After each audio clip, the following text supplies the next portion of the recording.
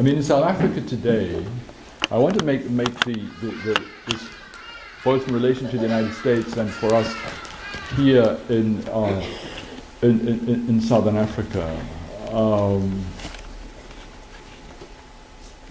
When we became a democracy in 1994, we outlawed discrimination on the basis of race, gender, disability, and we're the first country in the world to put orientation in the Constitution.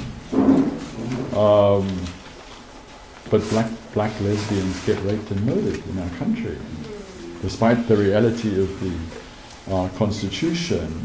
And we've had, in recent months, incident after incident in South Africa of racism.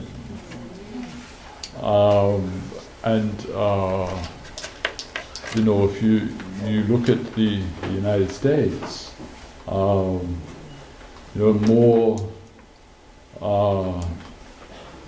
young black men are much more likely to be found in prison than in college. You know?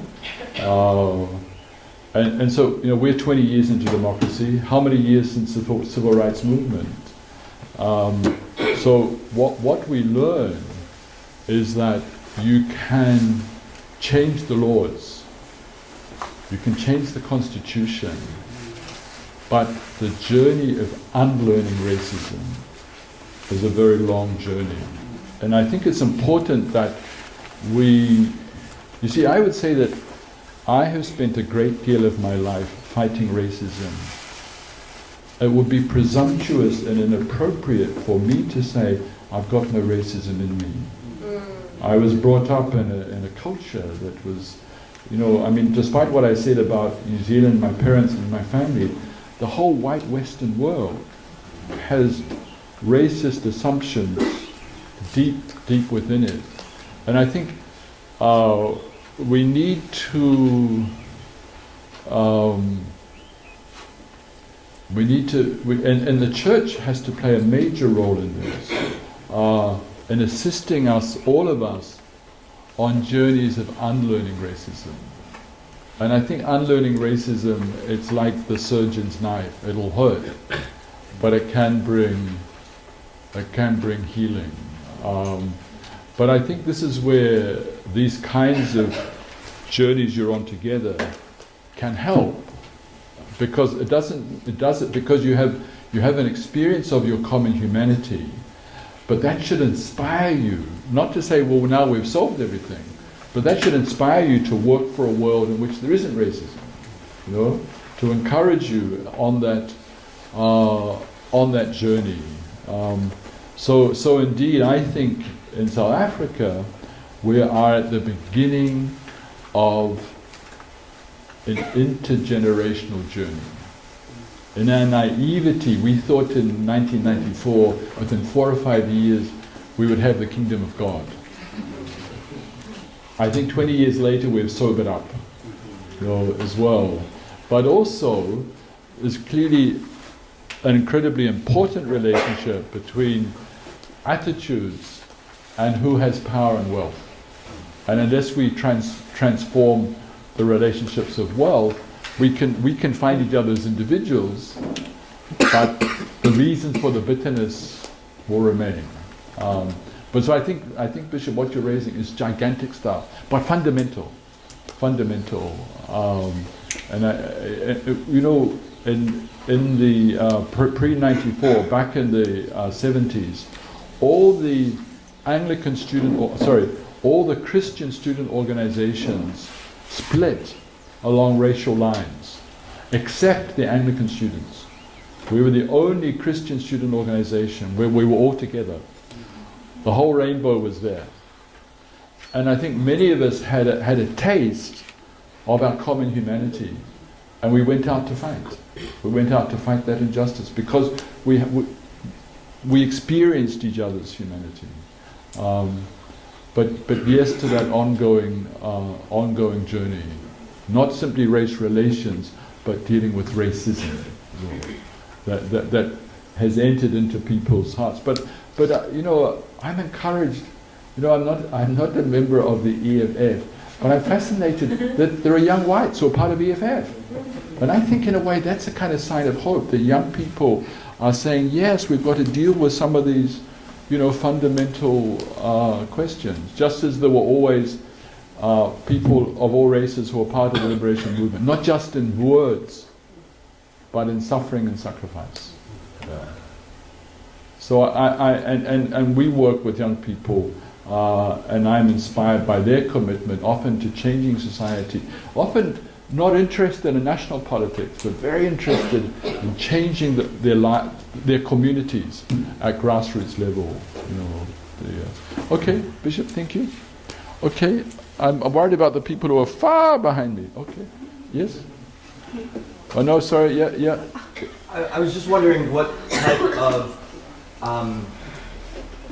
post-traumatic stress you experienced immediately following your injuries, and do you still... What's that jargon you're using? I don't know this. Go on. Do you still, if at all, if you ever experience PTSD from... No, thank you. Post-traumatic stress disorder. Some would say that people who are in situations of great oppression, it's not post, it's continuous. But post-traumatic stress disorder speaks to the physical and psychological effects of trauma. So not just in that community, but we see this. That's part of the reason that in the United States more soldiers die from suicide than in fighting, in direct, and that's part of that. But I want to introduce to you a couple of other words, a couple of other terms that I think that you're beginning to hear in the US, you hardly hear them in South Africa, and that is about what I call what is called moral and spiritual injury. So PTSD is about what we know about the physical, psychological effects of trauma, of terrible things happening to us. And often it's delayed reaction many years later. I'm still waiting for mine to come. Maybe it'll come today, after I've been with you guys. But I haven't. That hasn't really been my experience. And perhaps to say is that partly because I had a conceptual framework to understand that without suffering and sacrifice, the people of South Africa couldn't be free. The same reason, if you like, that Nelson Mandela didn't come out of prison full of bitterness, because he understood that it was only through sacrifice that freedom could come. So what that speaks to is, if people can find meaning in their pain, there may not be the same kind of effects. But if 10 people have the same experience, 7 may be okay and 3 may have PTSD. And we don't fully understand why. But as I say, I want to talk for a moment about moral and spiritual injury. What's the word we use as we're growing up? The big word we use to give us a sense of what is right and what is wrong. Morality. Pardon? Conscience. And we learn this from when we're little. We learn it from our parents. We learn it in the school. We learn it in society. A sense of what is right and what is wrong. That's our sense of morality, and we all have it within us. And that's why when we go against our conscience, we feel guilty, and often the guilt can haunt us for years to come. Now, in the case of war, you grow up with a sense of what is right and what is wrong. One of the things you learn is, thou shalt not kill. You must not take another human being's life. And in fact, that it's murder.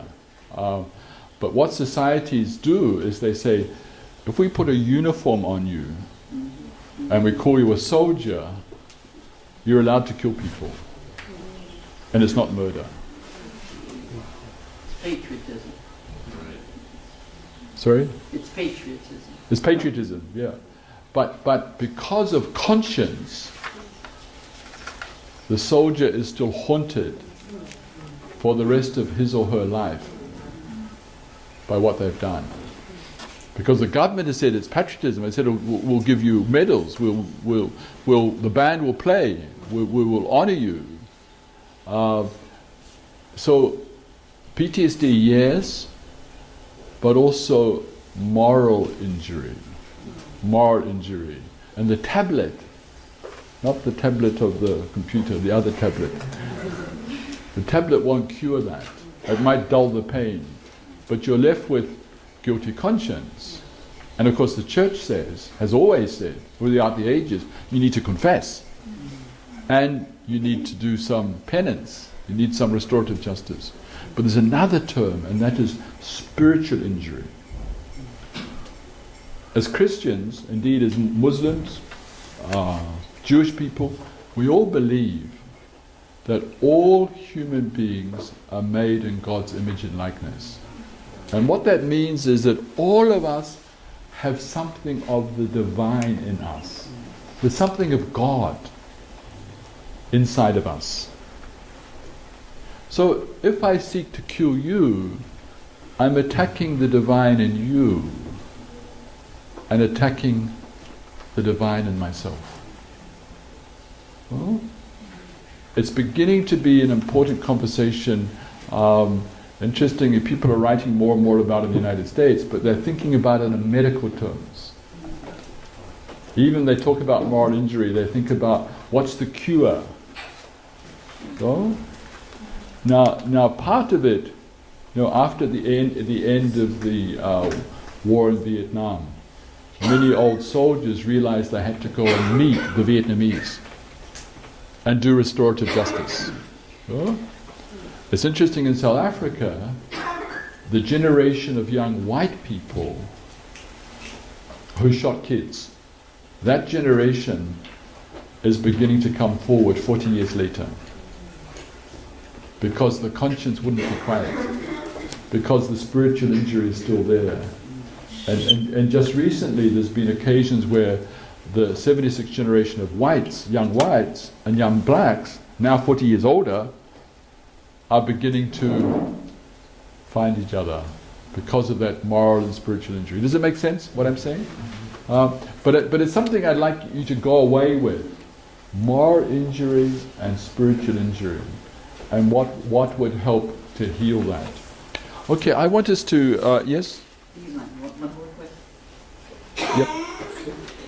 Do you find yourself, with the work that you do, having to remind people that for every one Father Lapsley, there are hundreds, if not thousands, of Black Africans who have likewise suffered? Do you ever find yourself having to remind people not to make you iconic in the face of the suffering of so many more Black Africans? Yeah, thank you.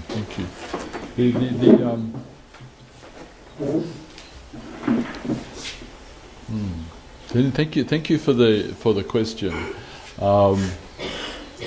I, with somebody else, wrote my memoir, Redeeming the Past. And when I wrote it, I made some choices. Firstly, I said that I need to be as honest about myself. If I, in that book, projected myself as a plaster saint, I would be of no use to people. People could admire me. They could say he's an icon. We admire him, but that would be of no use. But if I show my own messed upness, the fullness of my humanity, then I think I can be one who accompanies others Now it's true that I have been in some ways lifted up in this society, and that has challenges. It has spiritual temptation to kid yourself. But the reality is the majority of the icons in South Africa are not white. They're black. So that isn't such an issue in that way. It's not like people are saying, there's all these wonderful white heroes. It's not true. It's not true.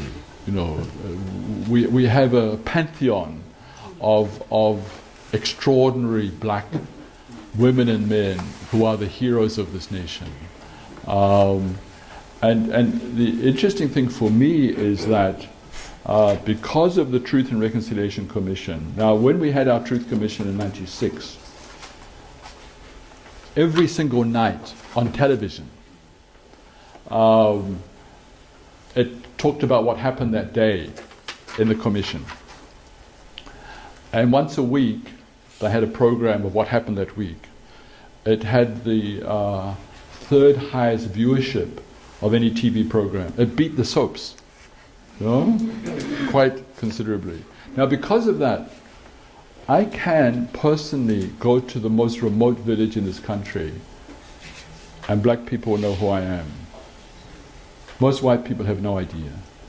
So what happens that when I'm on a plane sometimes, you know, curiosity killed the cat.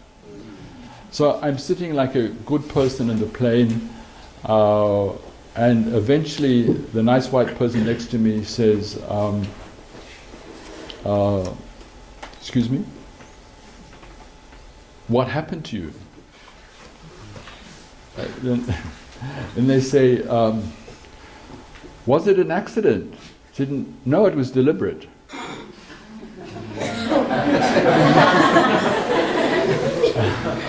And then they say, well, what happened?